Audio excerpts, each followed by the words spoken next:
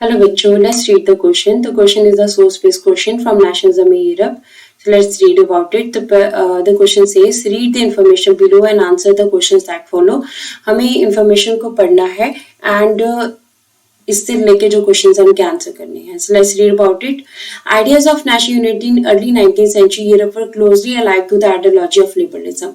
कहते हैं कि अर्ली 19th सेंचुरी में यूरोप में जो नेशनल यूनिटी के आइडियाज चल रहे थे वो लिबरलिज्म से काफी नजदीक से लिबरलिज्म की जो आइडियोलॉजी थी उससे काफी रिलेट करते थे.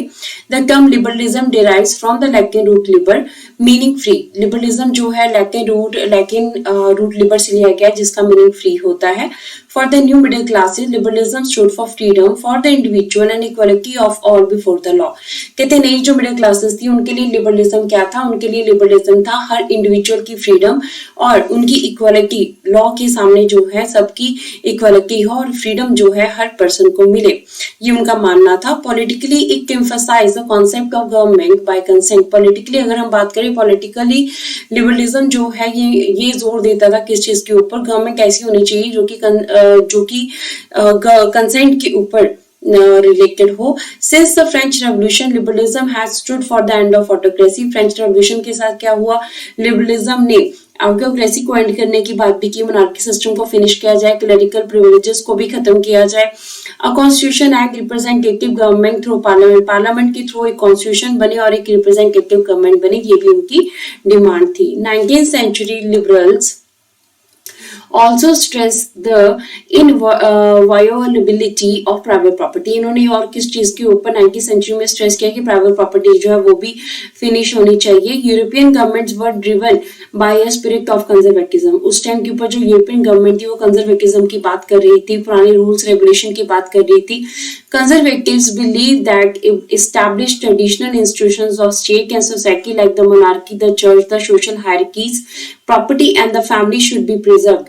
अब कंजर्वेटिव्स जो है इनका क्या मानना था कि जो पहले से इस्टेब्लिश जो भी ट्रेडिशनल इंस्टीट्यूशन थे जैसे कि मोनार्की सिस्टम हो गया, चर्च हो गया, हमारे पास सोशल हायरार्कीज होगी, सोसाइटी में जो भी हेरिडिटरी सिस्टम चल रहा है, प्रॉपर्टी सिस्टम चल रहा है, फैमिली सिस्टम चल रहा है, कि इसको एज इट इज कर दिया जाए दोबारा से.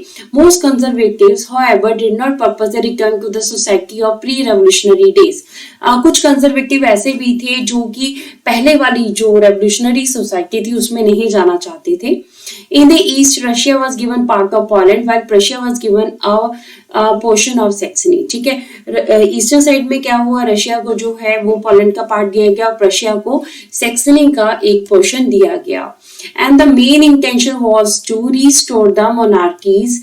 ठीक है, उनकी मेन इंटेंशन क्या थी? रिस्टोर करना मोनार्की सिस्टम को, तानाशाह रूलर्स को दोबारा से लाना. That had been overthrown by the Napoleon, जो कि नेपोलियन ने ओवरथ्रोन कर दिए थे या हटा दिए थे. And create a new conservative order in Europe. ठीक है, और यूरोप में एक नया कंजर्वेटिव ऑर्डर, पुराना से मोनार्की सिस्टम दोबारा से स्टार्ट करना, ये उनका मेन मानना था. Conservative regime set up in 1815 were autocratic. Conservative regime जो 1815 में बनाए गए थे वो सारे कौन से थे? वो ऑटोक्रेटिक थे, मतलब उनके पास काफी पावर्स थी. They did not tolerate criticism. वो क्रिटिसिज्म को टॉलरेट नहीं करते थे. And dissent and sought to curb activities that question and legitimacy of the autocratic government. ठीक है, ये उन चीजों के खिलाफ थी. किन चीजों के खिलाफ थी? जो कि उनको क्रिटिसाइज करती थी. ठीक है, उनके जो भी बिलीफ बनाए हुए हैं उनको ये इग्नोर करते थे और उनकी एक्टिविटीज को ये कर्व करना चाहते थे. तो ये उन सारी चीजों को खत्म करना चाहते थे जो इनके ऊपर क्वेश्चंस जो है दोबारा से क्वेश्चंस ला सकती हैं या इनके ऊपर कुछ ब्लेम कर सकती हैं. तो ये ऑटोक्रेटिक गवर्नमेंट के ऊपर जो भी ब्लेम लग रहे थे उन सबको खत्म करना चाहते थे. So let's read about the question. अब इस पैराग्राफ के बाद क्वेश्चन कहता है what was the meaning of liberalism at the time of French Revolution. French revolution के टाइम के ऊपर लिबरलिज्म वर्ड का मीनिंग क्या था? Let's read about it. Option A says freedom of markets, abolition of state imposed restrictions. Option A कहता है markets की freedom और स्टेट इम्पोज्ड रिस्ट्रिक्शन को खत्म करना. B says end of autocracy and clerical privileges. Autocracy को खत्म करना, जितनी प्रिविलेजेस हैं उन सबको फिनिश करना. C says it emphasize the concept of government by consent. ये गवर्नमेंट बाय कंसेंट की बात करता है, उसके ऊपर जोर देता है. D says all the above statements are correct. ऊपर दी सारी स्टेटमेंट्स जो है वो करेक्ट हैं. So let's read about the answer. Answer says liberalism is an ideology, liberalism एक आइडियोलॉजी है which believe in political, social and economic freedom, जो कि political, social and economic freedom की बात करती है। अगर हम पॉलिटिकल लिबरलिज्म की बात करते हैं तो पॉलिटिकल लिबरलिज्म में हमारे पास they focused on the concept of government by consent. किस चीज के ऊपर फोकस करते हैं? गवर्नमेंट होनी चाहिए, कंसेंट के ऊपर रिलेटेड जो है वो गवर्नमेंट होनी चाहिए हमारे पास। To end the despotic rule autocratic rule को फिनिश करना, ये भी उनकी डिमांड थी। To end the clerical privileges को खत्म करना, ये भी उनकी डिमांड थी। एक कॉन्स्टिट्यूशन होना चाहिए, ये भी उनकी डिमांड थी। अगर इकोनॉमिक लिबरलिज्म की हम बात करें तो market should be free from all the state impose restrictions. वो चाहते थे कि मार्केट फ्री होनी चाहिए, जो भी स्टेट ने रिस्ट्रिक्शंस लगाई है वो सब खत्म होनी चाहिए। यूनिफॉर्म एडमिनिस्ट्रेटिव सिस्टम होना चाहिए with proper measurement and weighing system, जहां पर प्रॉपर मेजरमेंट और वेइंग सिस्टम को इंट्रोड्यूस किया जाए।